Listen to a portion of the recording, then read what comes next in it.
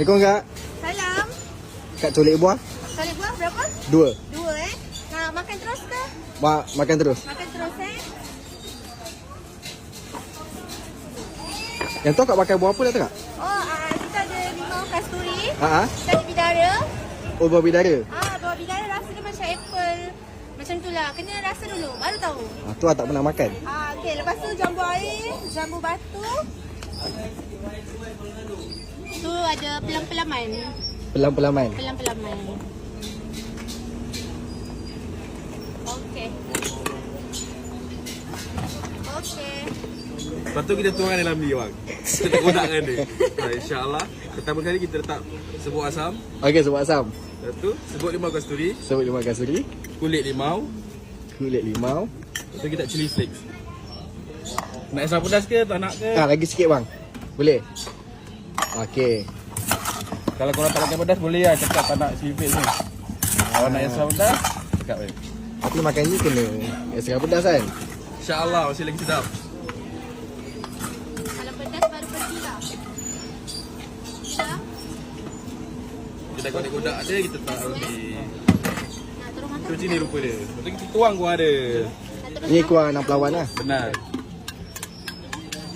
Bismillahirrahmanirrahim.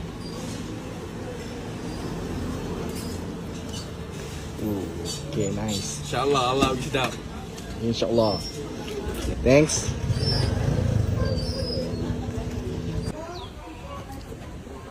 Berdua akak kan?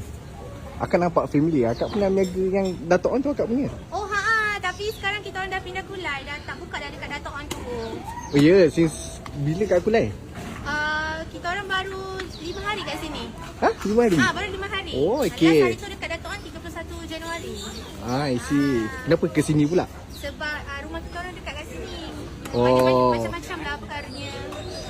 Lepas tu dekat sikit lah sini. Dekat sikit sini. Okay, I see. Dalam ni bang. Ha. InsyaAllah kita letak pertama kali asam. Serbuk asam. Yang kedua insyaAllah serbuk limau kasturi. Yang ketiga insyaAllah apa tak sebut tadi, apa, kulit limau. Kulit limau. Lepas tu kita boleh letak chili flake. Kalau tak nak pedas cakap tak nak pedas. Okay, I see. Kalau nak extra pedas, extra pedas. Extra pedas tak bang? Okay, tadi dia extra pedas ni tak payah. Alright. Kodak dia bang. Satu mangkuk.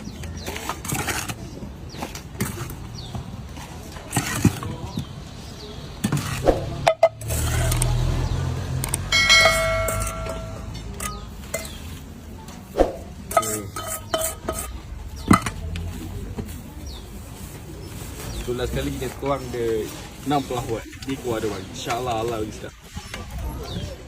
Lawan ni dari Thailand tau. Special. Tak ada dekat Malaysia dah nak buat. Malaysia dah buat. Memang bawa dari sana ya?